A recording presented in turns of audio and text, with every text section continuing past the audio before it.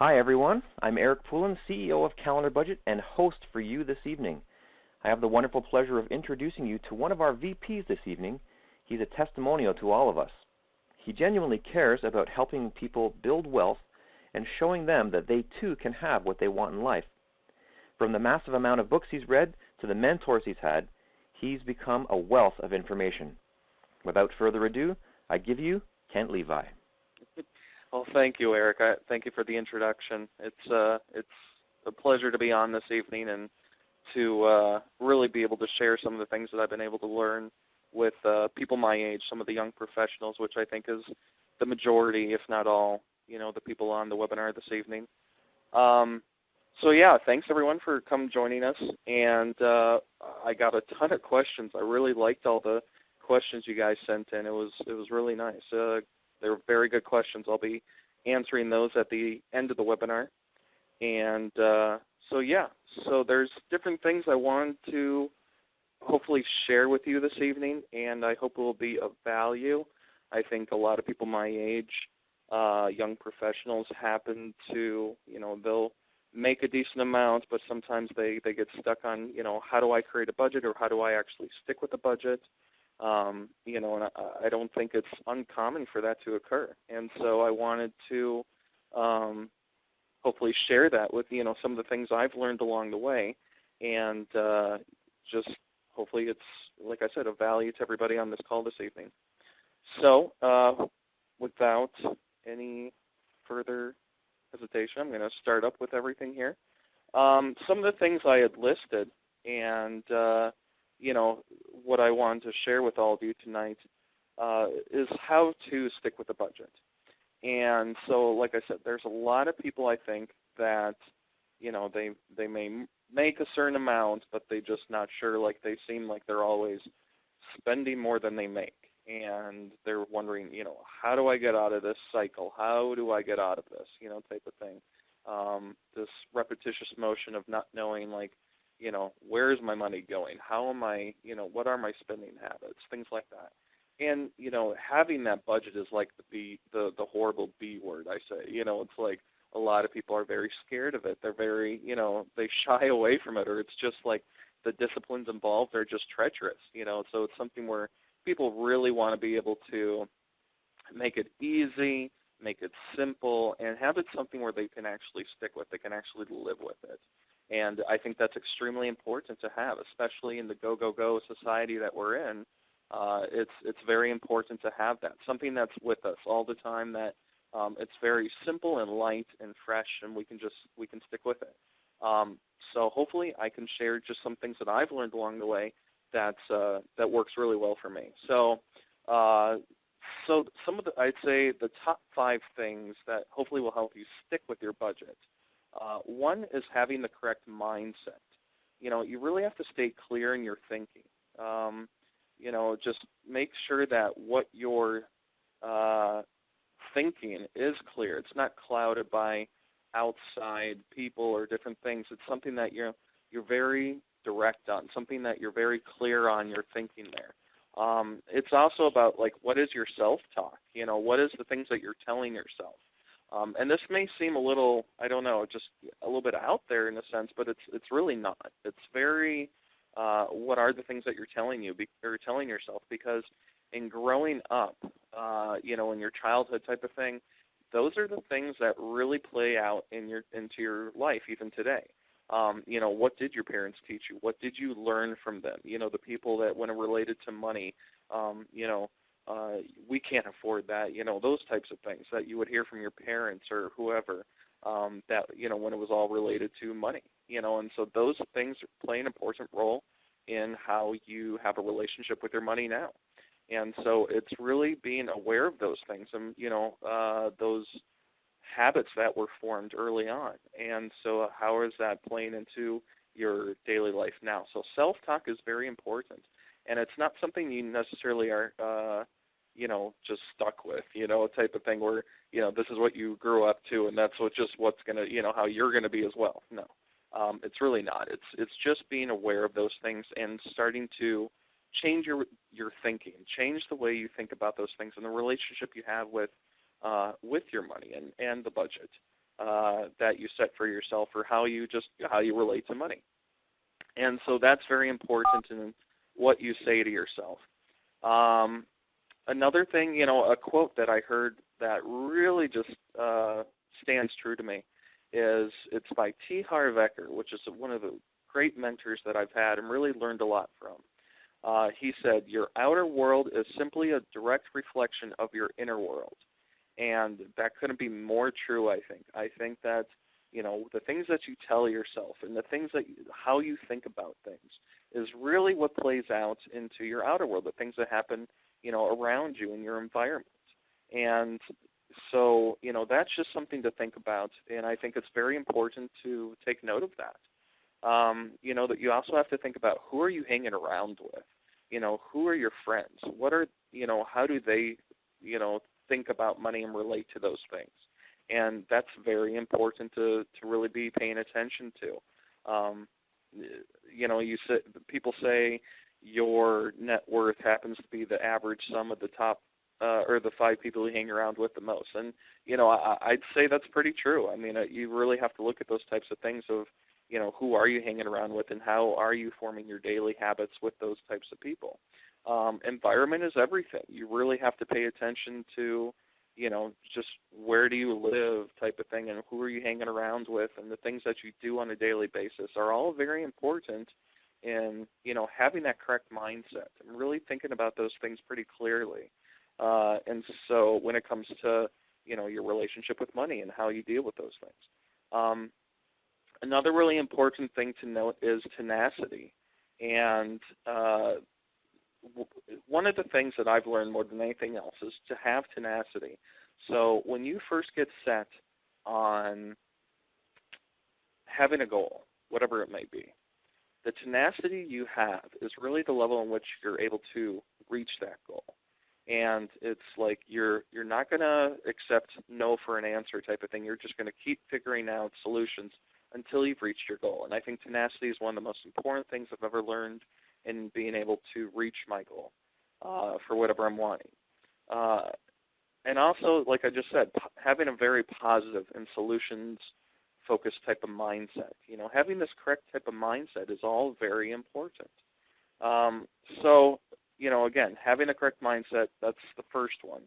I would say the second one is scheduling it within your day. So this is something where, again, everything is about your daily habits and how you do things. And so, you don't want to bombard yourself with a budget by trying to just scheduling it in and say, well, I'm going to do it for an hour a day. A lot of people can't do that. It's saying like all of a sudden if you've been, a couch potato type of person, and all of a sudden you're going to say, I'm going to work out for an hour a day. I mean, it's really having a huge mindset shift. And so it's just, it's very rare that people can actually stick with it. You have to keep it light. It has to be something that you can just keep light and fresh and work within something that you're already doing. Just start slow and you can always grow. And so, one of the things that I love is, so say I'm in my office and I'm sort of a neat freak in a way. And so, but one of the things I make sure to stick with that is that before I leave each day, I make sure that any trash or anything that was, left around, I make sure to clean it up before I go, type of thing. That's how I can manage it. That's how I can keep up with it. It's just making sure before I go each day that everything that needs to be taken care of is taken care of, type of thing. I don't leave anything undone. And I think, a budget is no different. Just keeping it light and scheduling it within your day is very important. Just making sure before you, sort of end your day, whenever you schedule it in. It can be in the morning, it can be in the, afternoon or evening. It's just that making sure you're scheduling it in a time where, you're not going to leave without having it done. And so even if it's only for 5 minutes, I think almost anybody can do 5 minutes of making sure you're on track with everything. You're making sure all your income and expenses have been done. I call it the day's I&E. It's your daily income and expenses. What have you done for that day, type of thing. So for me, if I've gone out to breakfast or lunch or met up with somebody or something like that, I know before the end of the day I make sure to enter in that income and expenses. And then that way I know that, it's caught up for that day. And so it just makes things easy, even if you're taking only what I said, 5-10 minutes max. It's just making sure to stick with it and scheduling it within your day. So we have having the correct mindset is one, scheduling it in your day is two, and I would say the third thing is making things easy. I mean, this is extremely important. Keep asking yourself, what can you do to make it easier? What can you do to make it simpler in your life? One of the things I love, and which is one of the reasons why I've been using a program now called CalendarBudget for a couple of years. They have a mobile app now, and it makes things so easy to keep up with. I mean, it really is. It's something where I can take it with me anywhere I go. I can enter in my income and expenses right from my phone, and I do it right then and there. There's also another app called Expensify where you can take pictures of your receipts, and then you can just throw away the receipts or do whatever you want with them. That way you never have to remember, how much was that coffee or something like that, and wait for it to show up on your bank statement, or online or whatever. It's just something where you can do it right then and there, and, you can enter it into CalendarBudget and then, or, like I use CalendarBudget, and it's just something that's always there. Just things that are, you have to think of things to make it easier for you, to make it so it works with you in your daily life type of thing. I think that's extremely important. Just, again, having that type of mindset, but really just making things as easy as possible, because that's where you need to start. Because if you make it too difficult, it's not going to work. You're not going to be able to stick with it. So you have to keep on thinking of ways to make it as simple as possible. So having the correct mindset, scheduling in your day, making things easy, and I'd say the fourth one is keeping the end in mind. This is something I heard originally in The 7 Habits of Highly Effective People by Stephen Covey, and it was one of the most amazing books I've ever read. And it really is important, I think, to have the end in mind, have that goal in mind. A quote that I made up, I'd say about over a year ago now, is when you focus on your purpose, the disciplines become easy.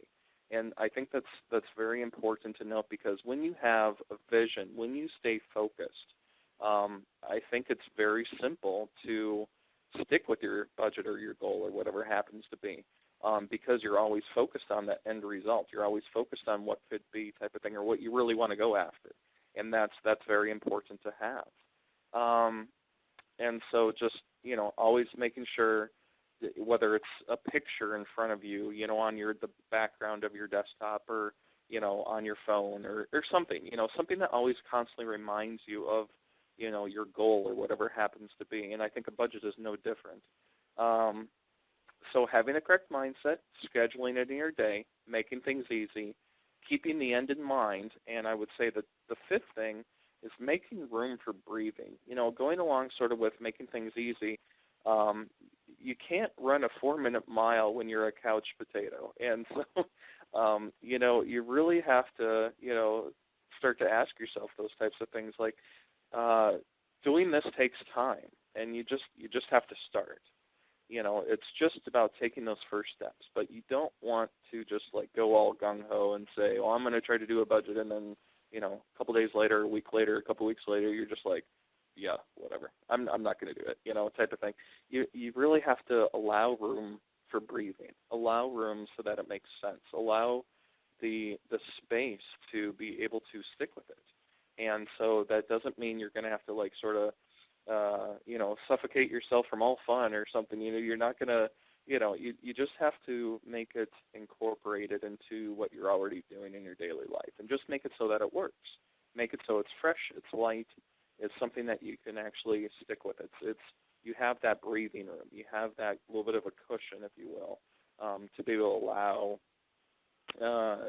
just to be able to breathe, be able to go out a little bit if you want to still, but not so much where, if you're looking to see your expenses are far exceeding your income, then you really need to look at that. But at the same time, you don't want to say, well, I'm never going to go out, I'm never going to do this. You got to allow for breathing room. So that's very important. And just knowing that, just starting, taking those first steps, whatever it might be. Like, say, I might not be going out 5 times a week. I might go out 3 times a week or something. Just starting slow and then working from there. Like I said, you can always start with something and then just grow from there.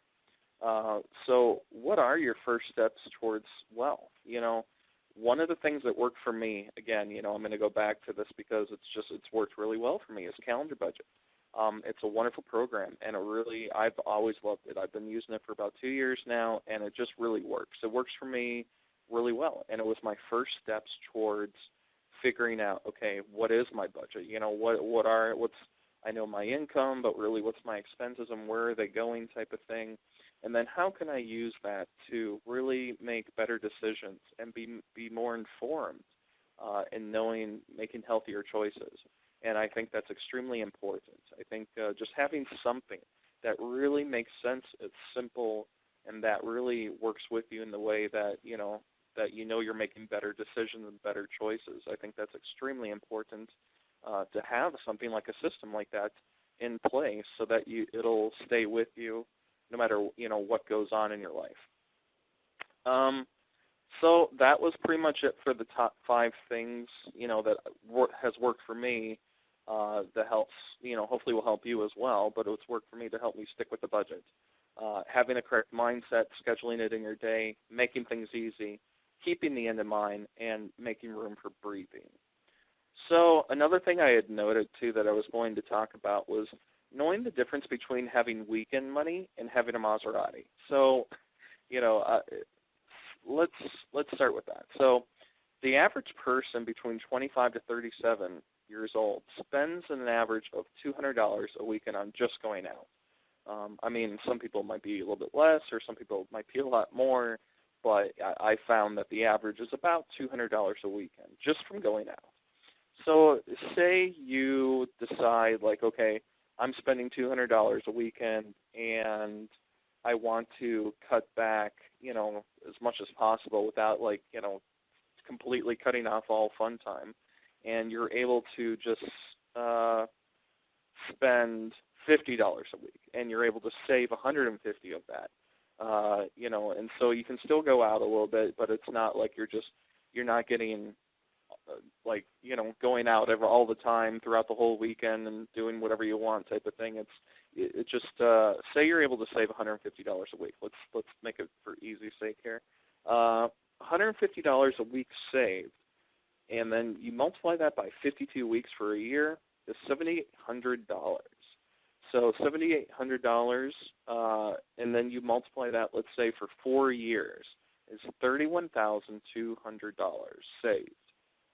Now, you might think, well, come on, Kent, $31,200 is not going to buy me a Maserati. Why should I take $150 out every single week for 4 years? And that's still not going to get me a Maserati. Good question. So here's what I would say. You have to start learning the difference between investing versus spending. And so one of the things that I would say is, what's worked for me is $31,200 is not what I would view as the money in which you would use to purchase a Maserati. What could you do with that $31,000 though? You could learn. One of the things I'll probably talk about later is learners are earners. It's something Jim Rohn once said, and it really is. It stands true. It's one of the principles that I live by, and I'm a huge learner. I love to read books. I love to go to seminars. I love taking, mentors out to lunch or people that I admire. So what that $7,800 every year that you're saving, and I just use that for 4 years, with $31,200,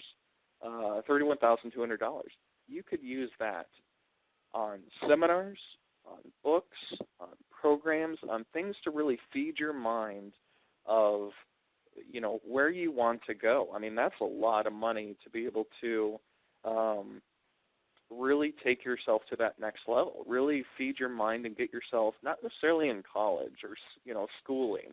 I'm talking more about, taking these types of programs that really stand true and work for a lot of people. One of the ones that I went to, I'll just share it here. Usually I don't tell too many people about this, but, is Peak Potentials with T. Harv Eker. I've gone through a lot of their training programs. It's just an amazing thing. They have a flagship program called Millionaire Mind Intensive.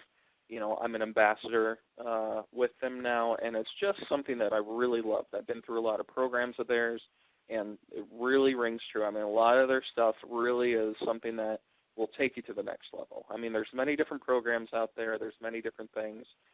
One of the ones that I love the most, I would say, is T. Harv Ekker's Peak Potentials company with all their different programs. It's worked for me. I like it a lot. It's something that I've really loved. I've really enjoyed them, and it's just something that's really helped me get to that next level and continuously help me grow, type of thing.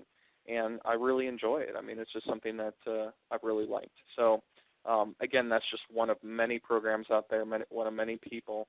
But, those types of things are something that you could use that $31,000 towards to really help you read those books, take those people out to lunch, do those types of things. That's really going to get you to that next level, which, that $31,000, like I said, is not going to buy you the Maserati, but having that knowledge and wisdom to be able to take yourself to the next level of whatever it might be, start your own business, or if you're already in business, take yourself to the next level type of thing, or start in investing or whatever it might be to get you to where you want to go so that you have the wherewithal to buy that Maserati, to do what you want to do, to buy the dream home or have the family or whatever it might be for you, take that dream vacation.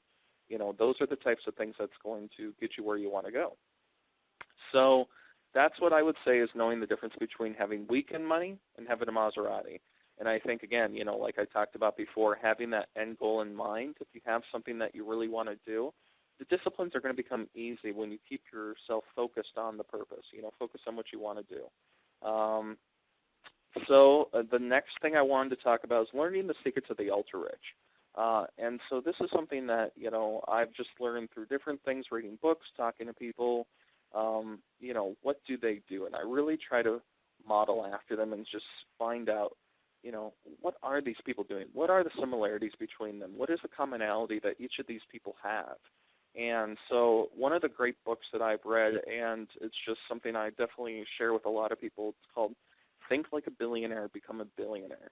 And it's by Scott Anderson, who's a wonderful author. He's just a really good person, and a lot of his stuff really is just solid information. It just, if you read this book, it just really makes sense. It talks some of the things in there talk about protecting your time. Don't watch TV type of thing. I don't think he necessarily talks about that, but he does talk a lot about protecting your time and just, being aware of the things you do and just modeling after other people. Like find out who they are and just really start to model after them. And so, but, one of those things that I always talk about is do be aware of your time and what you're doing. You don't have to be watching TV. You can make sure that, you learn to say no to people. A lot of people like to say, yeah, sure, I'll do that. Sure, let's do this, or whatever the case may be. You have to learn to say no to people more and more. You'll find that your time becomes your only limited asset in life. Bill Gates once said you can't buy, or all the money in the world can't buy 1 minute of yesterday. And it's so true. And so you really have to be intentional about protecting your time. It's imperative. Reading biographies of rich people. I mean, I think this is really significant in your building wealth. If you want to model after those types of people, like Carnegie, Vanderbilt, Rockefeller, those types of people, you really have to start looking at them and saying, okay, what did they do? How did they get to where they were at? I think a lot of them, I find were rags to riches types of stories. Like, I know when I was researching Cornelius Vanderbilt back in the 1800s or whatever it was, he started off pretty much with nothing and just was working really hard, and then finally got some breaks and really learned, again, learners are earners type of thing, and really got him to that next level and got him to where he needed to go, and he kept growing and growing and growing, and now he's, was one of the richest men ever. Same thing with Andrew Carnegie. I mean, those types of people, you really have to start looking at, who are they? It's not something where it's only to a certain type of people. I mean, these are things that, they learned and they went through the same type of motions and they got to where they are because of those things. So reading biographies of people of wealth is important. Another thing with that is also reading lots of books about building wealth. But you have to be very cautious about this too. Lots and lots of people love to give advice, and you have to be selective, very selective, in knowing who to listen to, who to feed your mind with. And so that's very important, because a lot of people will say, "Oh, you need to do this," and they have no clue what they're doing. It's really something you really have to pay attention to. And one of the people I like to listen to, for as far as starting to, in the beginning stages, starting to build wealth, is Susie Orman. I think a lot of her things are very time-tested and true. She knows what she's doing, type of thing, and she can, she shows it. It's something where, it's not something where it's very whimsical. It's very, she's coming from experience, and she knows what she's talking about, because I think she's gone through those things, and she really knows what she's talking about in those areas, because she can say, "Look, this is what happened, and this is what I went through, and I don't want you to go through those same things, and this is how I've learned from it," type of thing. Those types of people are the ones you really want to pay attention to, the ones that, been there, done that type of thing, not people that say, "Well, in a theoretical world, you could do this, and it would do that." I mean, you have to pay attention on who you're feeding your mind with. So here is something else that I've learned too, in learning the secrets of the ultra-rich. I think it's knowing the difference between making money and building wealth. So I'm not going to name names, but I once had a mentor. Well, he made a lot of money. So I'll give you two different examples here. So I had one mentor who, throughout his career, he's retired now. Throughout his career, made millions and millions and millions of dollars, was very well to do when he was, in his peak or height of, making a lot of money, doing very well. And because of through just not keeping track of his money and not really paying attention to those things, he thought he had so much money. He donated a lot of money. He really went on great vacations and helped a lot of people and just did a lot of really nice things. It was a wonderful life type of thing. But I think because he didn't keep track of his spending, he wound up retiring almost penniless. He wound up having to sell his house just to have any type of retirement. And, it really, he said, if I had to do it all over again, I would keep at least, a couple $1 million of it to make sure that I had that, to retire on type of thing. And he said, if I would have realized what I know now type of thing, he definitely wouldn't have done the same things, again. But he said he never regrets having to donate the money, to tithe, to do those types of things. But he says a lot of the spending that he just did, it was exuberant. It was just so much where he could have easily cut back significantly, and it would have, phased him any differently. And so those types of things, he says he does regret. He says he wish he could have done that piece over again. But, and then there's another person, another mentor of mine, who for, I'd say, almost 30 years, I'd say 28 years, he worked for a company. He was just an average Joe type of person, started off making, $40,000 a year, and, just was very diligent and very disciplined in his savings. Him and his wife, they both was dual income, and they wound up retiring multimillionaires because they were very smart and disciplined in their savings. And so, they didn't make just an extravagant amount. They were just very smart in their savings, and because of that, now they're both retired, and they are retired very well. They can do pretty much whatever they want, whenever they want. They have 2 different houses. They travel a lot. I mean, it's just, they're having that retirement that they've always wanted because they were very smart for a long time in their savings and how they spent money, and just, frugal in a lot of ways, very wise in how they did things. And so, those comparisons are between the 2 mentors is something I pay attention to. It's something I really look at and say, so you can make a lot of money, but, it's not the amount of money that you make. It's how you use that, how you spend it, how you save it. And so that really is the difference between making money versus building wealth. What are you investing your money with? You can make $1 million, but if you're spending it all, it's not going to help you, versus building wealth, investing into things, and knowing the difference between those 2 things. And so, how you could be making $1 million a year, but does that mean you have a net worth of $1 million? If you have so much debt where making $1 million doesn't, phase it, type of thing. What is your net worth type of thing, and how are you building that wealth? So by the time you get to retirement or whenever you want to retire, that you're able to do that. You're in a position where you can, you're able to do that. So that would pretty much, in a nutshell, be learning the secrets of the ultra-rich, just like I said, the book of Think Like a Billionaire, Become a Billionaire, protecting your time, learning to say no, reading biographies of people of wealth, reading lots of books on building wealth and being selective in who you're listening to, and just remembering that learners are earners, and paying attention to who you are feeding your mind with and hanging around with. And knowing the difference between making money versus building wealth, I think, is very significant. So another thing I want to discuss this evening is how to effectively plan for the future. Again, I'm going to go back to this just because it's worked so well for me, is calendar budgets.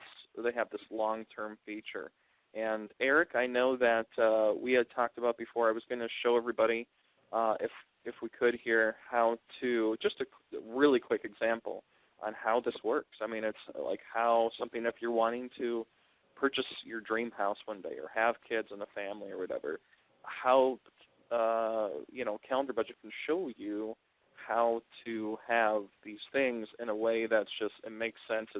It's real. It's something that's just, you can continue to break it down to the point of where you're at right now. It's not something like so way out there and just, whimsical or, just so futuristic that, it would never make sense type of thing. It's something where you can actually see the tangible results right away, type of thing where you can say, well, I can put, $100 a week or whatever happens to be away. And so let's quickly run through that. I'm just going to show everybody, if you can look at your screens right now on the webinar, and really what it's going to show you here is, like, you can see it's just a simple calendar-based format.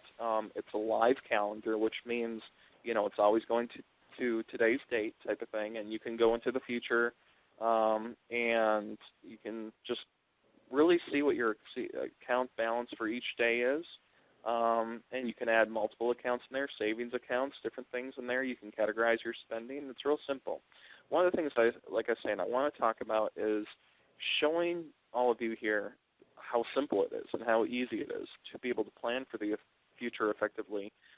If you want to have that house of your dreams or whatever it might be, having kids down the road, or if you have kids now type of thing. So let's use let's make it simple. Let's say you want to, go to Paris or something. You want to go on that dream vacation. And so it's going to cost you, let's say, with everything, it's going to cost you, say, $5,000.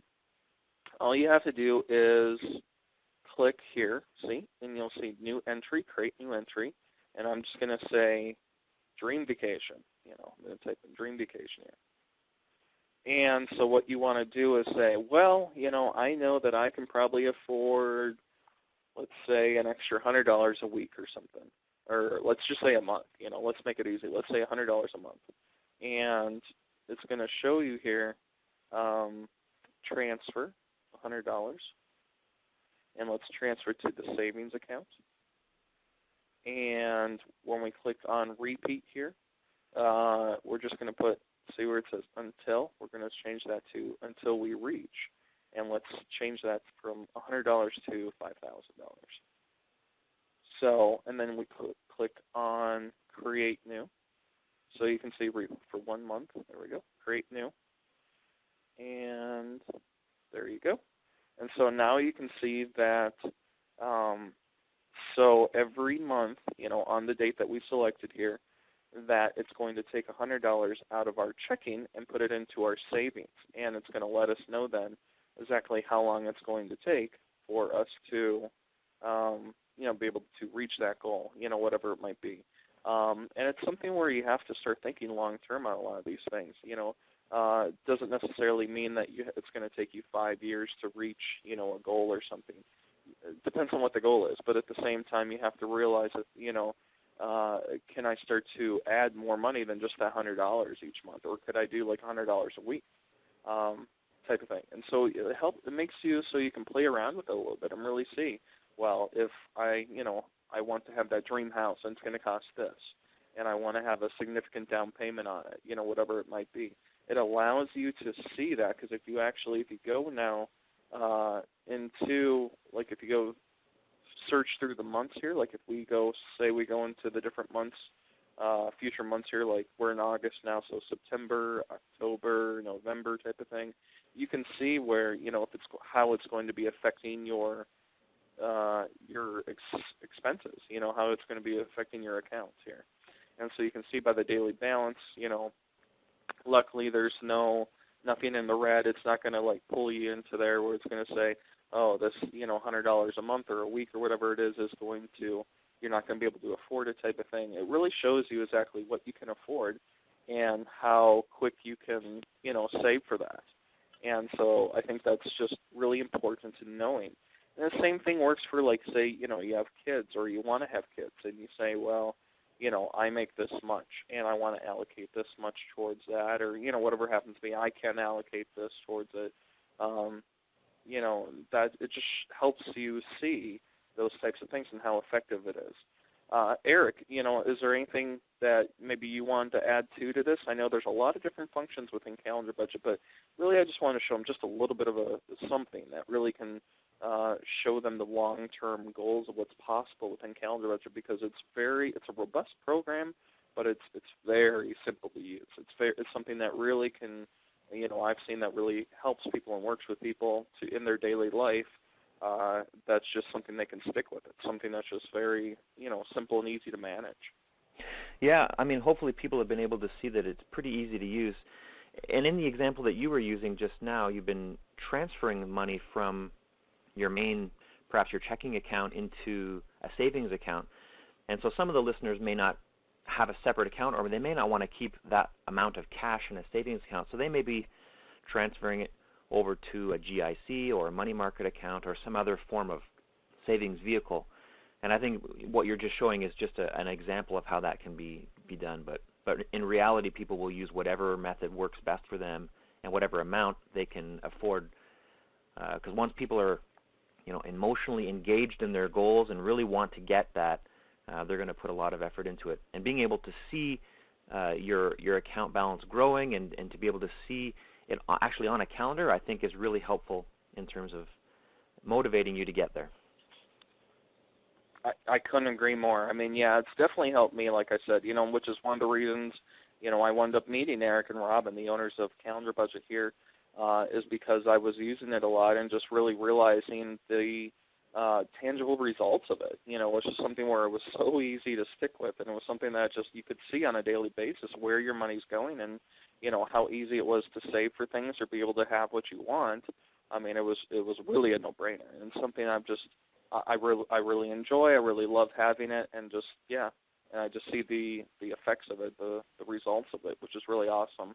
Thank you, Eric. It's just something that, I think it's, and that's one of the reasons I wanted to share it with everybody, is just, you can find, there's many different programs out there, there's many different things, but, CalendarBudget is just the one that I found that really works well for me, and I really enjoy it. So, sure. Well, good.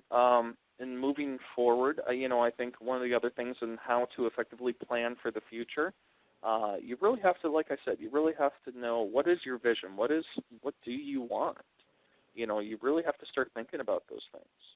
What are your goals? So, and that's just something you really have to, if you don't know that already, just start to think about that, and that really helps you know, and then how to effectively plan for the future. You can start to look at those things and start to break it down. Like, okay, how long would it take me to get those things? Where could you see yourself in 1 year, 5 years, 10 years from now? Could you reach that in a year or 5 years or 10 years or whatever it might be?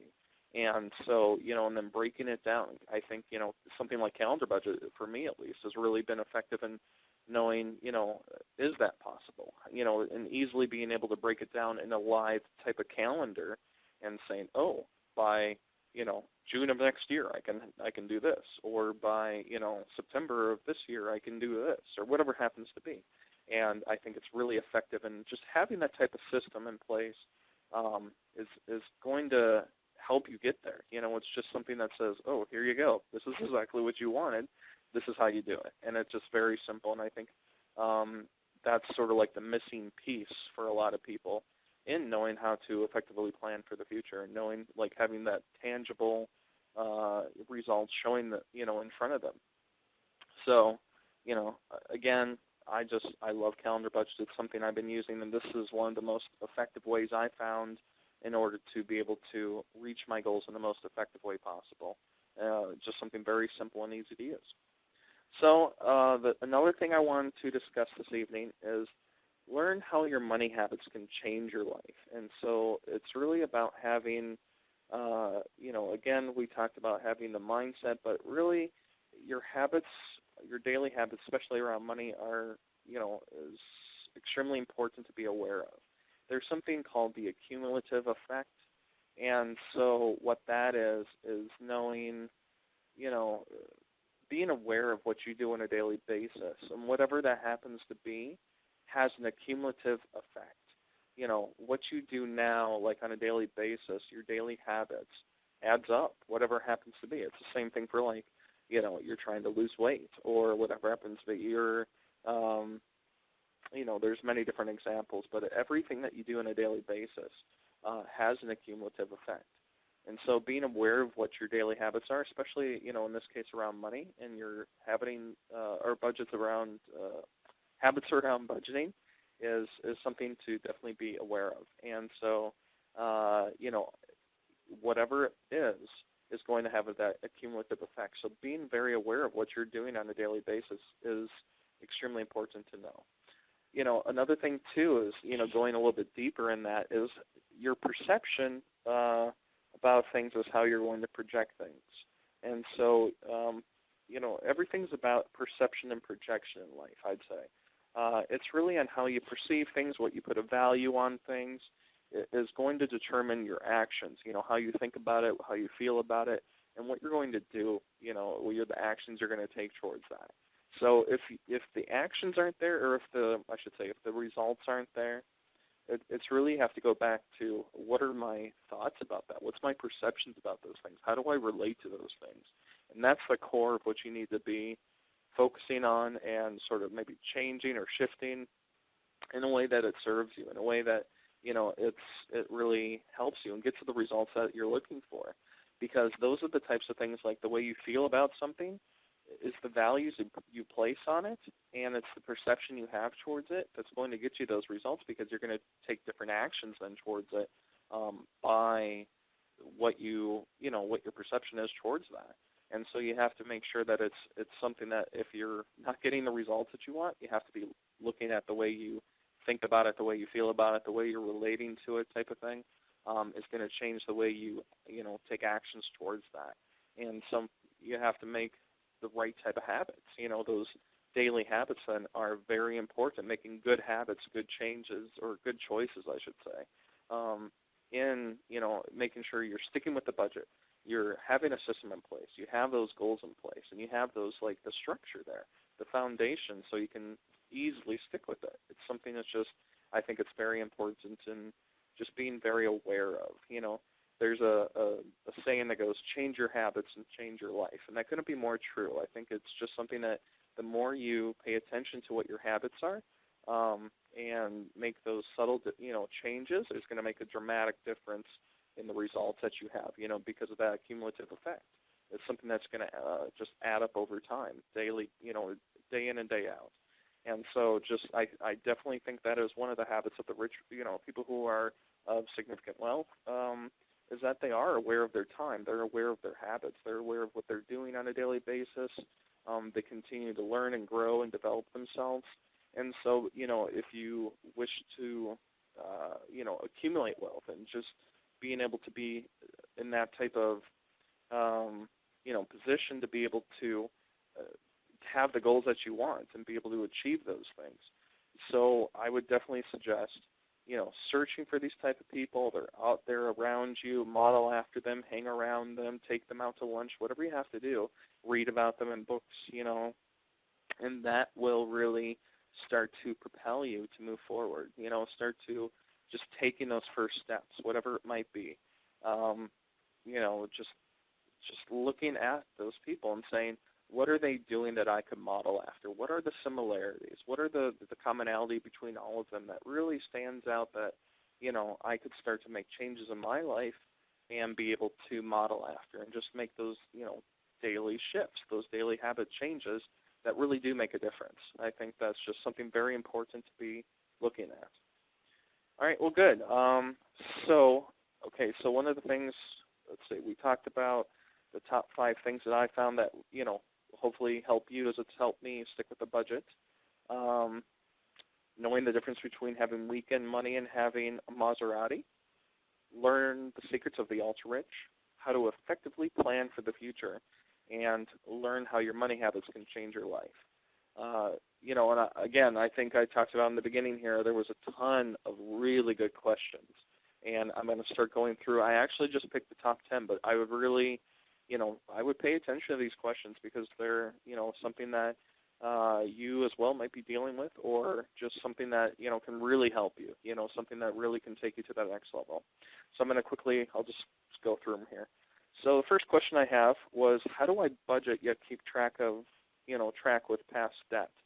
I'm not a financial, investment expert or anything like that. So, I can only come from my own experience. Everything I say here, the legality part, nothing I say is right or wrong, good or bad. It's just I only come from my experience here. So in saying that, I'm just gonna, just say what I have learned, and so that's really all I can come from. So there's many different ways in which you can do this, but from what I have learned, it's called the snowball payoff type of thing, the snowball effect. And so, a lot of people say that you should pay off the highest interest rate first, type of thing. Or, if you make like one extra mortgage payment every year, you'll be able to pay off the house in 20 years or something like that, or 10 years less, or whatever it might be. Those work for some people. I'm not going to deny that. But it's just something where you have to have a lot of discipline to be able to, if you have a lot of debt and you're dealing with those things, and people say, well, you have to pay off, you should pay off the highest interest rate ones first. If you have the discipline to do that, that's great. If you're somebody like me that's like a 2-year-old with a 2-second attention span and really just looking for something very simple and easy and something I can stick with type of thing, here's what I would suggest. Look for the one that has the smallest balance on it, and so that's what I would definitely suggest as far as, if you want to pay off your debt as quick as possible type of thing, that's what I would focus on incorporating into your budget. If you're starting to create a budget here and you're like, well, I also want to incorporate, making sure that I'm paying off the debt as quick as possible type of thing, that's what I would look at. What is the lowest balance, and just pay it off as quick as possible, because it's one less thing you have to worry about. Once it's done, it's done. And, and then just continue doing that method until it's all paid off. I think that's one of the most effective ways that I found, for me at least, to be able to stick with the budget and yet at the same time be able to pay off debt. It's just something that, it's the quickest and easiest way I found. Some people disagree and say no because of whatever, I don't know. But it's just, for me, mentally, it works. It's just something that, once I know that thing's paid off, it's one less thing to worry about. I got, less things I can focus in on that. And so then once I continued to do that, all my debt was finally paid off, and it was very effective. It was something where, it was the quickest and easiest method I have found that worked for me. So let's see here. Another part to it as well, I wanted to mention is that, I think I'll be talking about this later in another question, but, if you're looking at, like, say you don't have a lot of money you have so much debt where you're like, I don't know where to begin type of thing, but I want to make sure that I'm paying all my debt at the same time without, whatever happens might be. Even paying $20 or whatever happens to be is better than paying nothing each month. If you're paying on or down money each month on your debts each month, it's better than nothing. $20 is $20. It's something that in the very beginning stages, if you're like, well, my income is pretty much flush with my expenses right now, and I don't have hardly anything I could really put towards paying down my debt type of thing.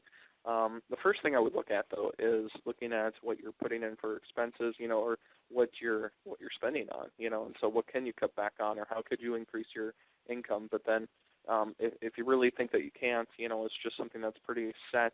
If you have $20 every month consistently is better than nothing. You're starting to pay down that debt, and it's just only going to get easier, So let me see here.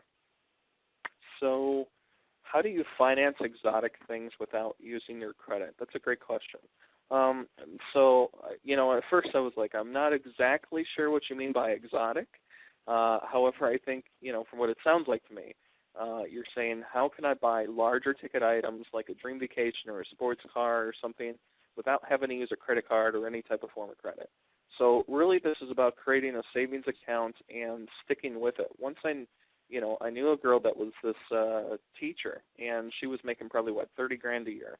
And every time I would see her or hear from her on Facebook or something, she was always like, I'm going on vacation here, I'm going to Paris, or I'm going somewhere, and she would always be going on vacation. I'm like, are your parents uber rich? I mean, what's the deal here? I mean, you're a teacher that's making $30,000 a year. How can you afford to constantly be going on vacation around the world?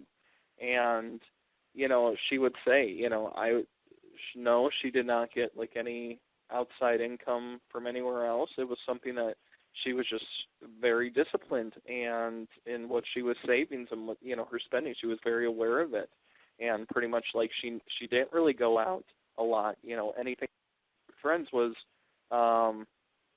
just very, didn't involve much money, having to spend money. And so very aware of that, and so it was just, it worked for her. It's something that she could put $5,000 away and take a vacation wherever she wanted, anytime, So those are things to always model after and look at. So that was something that just really started to get me thinking originally, and this was maybe 4 years ago, I'd say, almost even 5 years ago now, when I had met her, and then saw that she was constantly going on vacation all the time. And learn that, just learning to that, paying attention to what you're saving and you're spending is just very important, no matter what the amount is that you make. So another question that we have here is, how much money to have in a mid-range savings 2 to 10 years, or savings plan 2 to 10 years, versus emergency cash on hand for up to 6 months?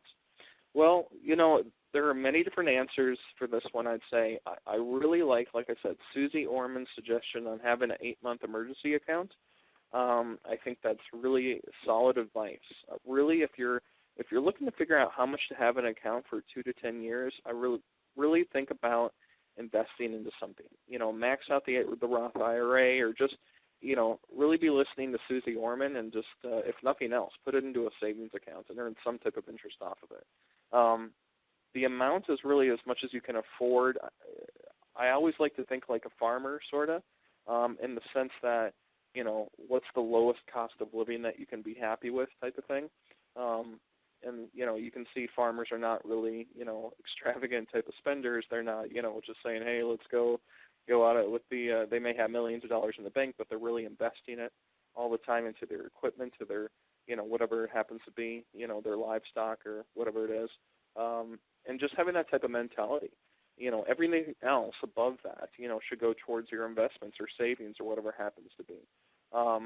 When I went to a program through T. Harv Eker's, it was called The Secrets of the Millionaire Mind. One of the things that I was taught there was to have a 50-10-10-10-10-10 method.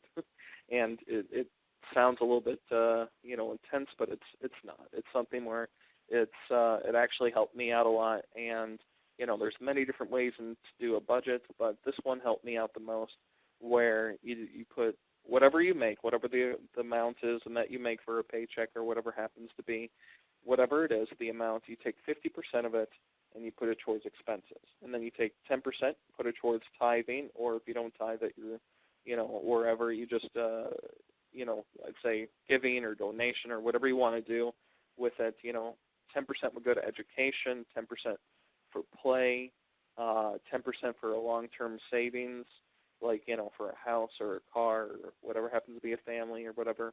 And then 10% for, like, a retirement account. And I think, just dividing it up each paycheck or whatever you get for income in this manner, some type of manner that you can stick with. Again, if you're making, you can't do 50%, to begin with. You say, well, I can't take 50% and live off of that. You can play with the numbers, but at least you have some type of system in place where you can stick with and you can grow with. And I think that's really important to knowing, if you're wanting to have a savings account for the next, for a 2 to 10 year span here, that's something to really just stick with regardless of the length of how long you're going to, save for. Is just having that system in place and always sticking with it for each paycheck. So it's just that becomes a habit. So good. Another question that we have here is how to get out of debt on a budget. And I think that's a common question that we had. And so, again, this was sort of like the first question that I was talking about. And first, cut up those credit cards.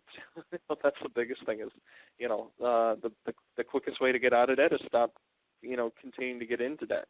And so you don't need those Louis Vuitton shoes or $2,000 suits or whatever it is, vacay to Vegas or, whatever it is that you're wanting to do, that you don't have the money for. You don't need to, spend on, things that are just impulse buys. You don't need to be doing those things. If you don't have the money to buy something, don't buy it. I mean, it's as simple as that. Go hiking with friends. Go paddleboarding. Go do something with friends that do not involve, a ton of money. If you're wanting to go shopping, where can you go shopping? That does not involve, having to spend more than you can afford, and really taking a look at that. And it's very important. So it's just, and it's not like you're not having to suffocate yourself in the sense of, okay, I'm never going to have fun again type of thing. It's just something where you have to find ways to be creative in those ways. If you want to go out and have fun, or if you want to, get yourself another, an outfit or whatever it happens to be, that, you're very smart and wise in the way you're spending. It's just something you have to be in control of and really figure out. And so, one other question here, I don't know if it is, but it's something I was asking in this question here, I should say. Is your debt already in collections? It's something you have to look at that too. If you're looking to say, well, what can I do? I don't know how to get out of debt if I'm on a budget. You have to sort of incorporate that. Part of your getting out of debt is part of your budget. And so, like I said, even if it's $20 a month, whatever it happens to be, whatever you can do, how can you lower the expenses that you have each month and then use as much as you can towards paying off that debt? So you can get rid of it as quick as possible. I think that's really important to understand and know and learn and develop and make a habit of and stick with it. So another question we have here, I think, and this is one of the, another common question is, how do I save and actually stick with it? Well, hopefully, I've answered that for you tonight. Really it's just a matter of keeping it simple, finding ways to make it easy. Use something like CalendarBudget, a program that's always going to be there to give you clarity and direction. Learn as much as you can and hang around with like-minded people. You should be fine if you're doing those things. I mean, it's just something where when you incorporate those habits and hang around those people and really have a system in place and keeping it light and fresh and easy and something you can actually stick with, that's what's going to make it so, you can have it for the long term. It's something that you can incorporate into your life. You're sort of filling the gap, if you will, from where you are to where you want to be by, making it so that you can actually stick with it. You have that breathing room in place. You're not just trying to say, oh, I'm going to go all gung-ho and I'm going to do this type of thing. keep it light. Start fresh. Start that's just where you can actually stick with it. It's something where it's not going to be huge changes right away. It's something you have to grow into. Good. So another question we have here is how to save more when it seems you don't have, you don't make enough to save. So this almost sounds like a double-edged sword in a way. First thing I would look at is what are you spending your money on? If you have the desire, which is good, to save, and you feel like you don't have, you don't make enough money to save, then find out what areas in which you can cut your expenses in. Are there other ways in which you can be making more money? Don't go crazy here again as you want to keep balance in your life, but at the same time, don't think just because you found a way to save $500 a month because you cut a bunch of expenses that you're going to be okay. I mean, make sure you're taking time out for you and using some of that money that you make each month, have some fun and to breathe and to be with friends and enjoy yourself. But at the same time, it's good to simply categorize that savings and spending in something, like CalendarBudget or, something that's really going to be there for you and that you can actually stick with, and something that's not going to be like a huge change right away. It's just something that, you start. All that matters is that you start with something and that you just, you learn to be able to stick with that, whatever it might be. And you can always grow from there, but it's just, continuously developing that habit and growing stronger in that. And, you just have to start with something. And that's really the most important thing I would suggest. How do I stick to a budget without feeling like I'm on a budget? I think that's another common question. I really like that question. This goes back to mindset.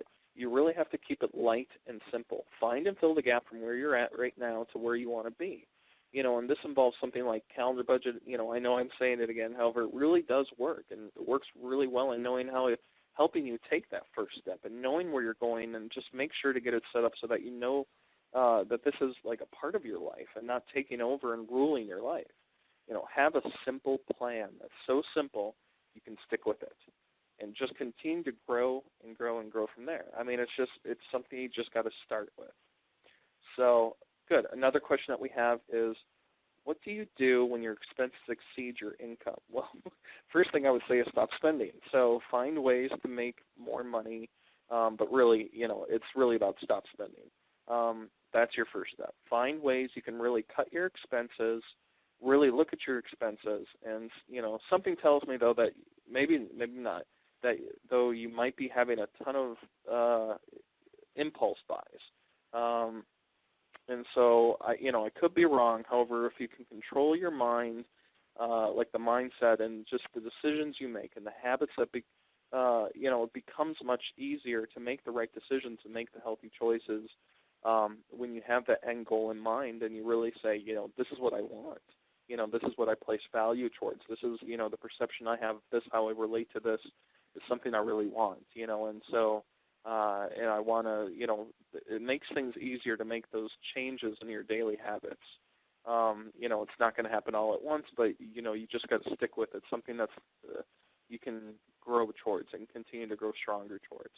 So I think that's really important. Just find ways in which you can stop your, cut expenses and stop the spending, the impulse buys and all that. You don't need it. If you don't have the money to buy some, don't buy it. So what kind of an account is the best place to invest and make it grow? So I am not a financial expert. I would definitely suggest finding one, though. Make sure you find a good one. Search around, ask friends and family. I definitely suggest listening to somebody, like I said, Susie Orman. She has really solid advice that you can trust. She's somebody I really like and admire and trust. I mean, she speaks from experience. So, again, I'm not a financial investment expert at all, but it's somebody I would just, I'm sure if you pay attention to her, you can, again, ask friends or family or whoever and, find somebody who you can trust. So, good. Last question I have here, and then I'm going to talk to you about something real quick, is when can I retire? So this almost is like a personal question. You really have to figure out when you're going to retire or when you'd like to retire and how much, the type of lifestyle that you'd like to have, how much that's going to cost you when you want to retire, and how long you plan on living once you retire. Those are all things you have to really pay attention to. Again, going to finding a financial advisor, somebody you can trust, is extremely important. If you're a young professional like me in your late 20s or early 30s, I would not be surprised if people in our generation live to be in their 90s or even early hundreds, for life expectancy. That's probably 60, 70 years away from now, and a lot of things can happen that can improve our longevity of living. And so really start to think about those things now. We are young in a sense, but it does take time to really save for that, type of retirement that we'd want to have. So do you want to live in the house of your dreams when you retire at 40 or 50 or 60 or whatever it might be? Do you want to travel around the world? Start thinking about how much of all this is going to cost you and how long it would take for you to make that much, or, what can you do to make that amount? And that will tell you pretty much when you can retire. Again, find a good financial advisor and seek guidance there. So good. I went through a lot of different things here. I hope it was of extreme value. The top 5 things that will help you stick with your budget, knowing the difference between having a weekend money and having a Maserati, learn the secrets of the ultra-rich, how to effectively plan for the future, learn how your money habits can change your life, and these questions in the Q&A. What I want to talk about too real quick is taking that first step is really important. Taking something, just starting. I mean, that's all that matters is, if you really want to stick with the budget, you have to start. You have to start with something. And, you don't have to go gung-ho. You don't have to go do a billion things at once just to say, I'm on this, I'm going to stop all my spending. I'm going to, you don't have to go crazy with it. You just have to start. And for me, a couple of years ago, my first step was, in making an investment to my financial future. I started with CalendarBudget. It was very simple. I found it. It was very easy to use, and I really enjoy it. And, since then, it's just made things a lot easier, and being able to be in control of my finances and knowing where I'm going and knowing my income and expenses. And it's very effective in being able to plan for the future and stick with the budget and, continue to grow from there. I've talked to Eric and Robin, who are, like I said, the owners of CalendarBudget, and I told them, I said, there's a lot of young professionals on this webinar this evening. Is there something we can do to, if they're wanting to if they're serious about it, they want to take their first step, in making an investment towards their financial future, like I did, is there something we can offer them that will help them, as much as possible?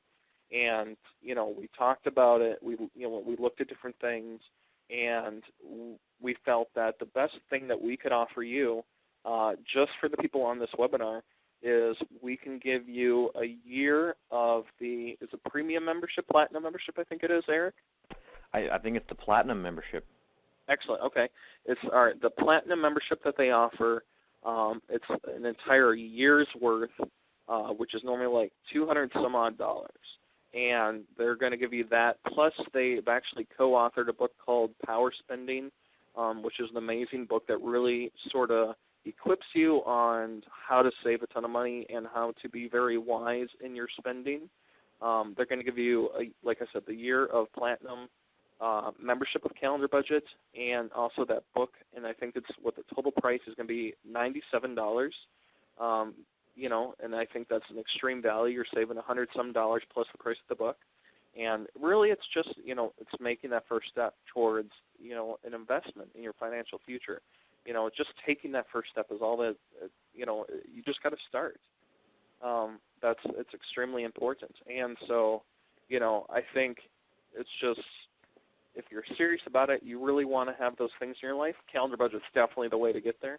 It's something, like I said, I've been using for a couple of years now, and it's just very simple, very easy, very effective to have what you want and be able to break down those goals and see, at a glance at any time what your account balance is going to be. And that's, for me, that's one of the most effective things in saying, okay, I can do this, I can do that, and play around, and it's really awesome. But just keeping it light and fresh and starting.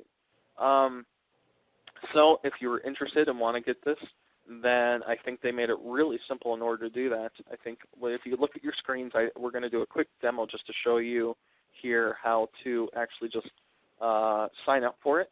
And I think it's only going to be, what's today? Yeah, I think Tuesday. So I think they're just going to put it up for 24 hours. If you go to the, if you're, what was it, the link that they sent you there in the webinar, if you click on that, you'll see what you're seeing here on the screen, what I'm doing right now. And all you have to do is click sign up now, or click the button right here, and just enter in your information, and that's it. Then you're set up. You'll have a year of platinum membership with CalendarBudget. And at any time, I mean, there's a 30-day money-back guarantee. So if you're like, you know what, I've been trying this, for whatever reason you don't like it, which I highly doubt, but no questions asked. I mean, literally, for any reason you don't like it within 30 days, just let us know. Just let Eric or me or anybody know at CalendarBudget, and we'll gladly refund the money 100% and say, okay, that's, and it's just something, though, that if you're wanting to take that first step, this is a really good way, I would say, to do it. We genuinely care about people and trying to equip them and help them with their, financial future and being able to, have those things that they want. And I think CalendarBudget, for me at least, is a really great way to do that. So if you want it, that's how you get it. Just sign up through the button right there. I think there's a link in the email that was sent to you, and you just click on that, sign up, and that's it. And so it's simple as that. If you have any questions, let us know. You can email us, ask us any questions that you have. But, yeah, I think that's it. So do you have anything you'd like to add, Eric? No, I think you've covered a lot of really, really great material tonight.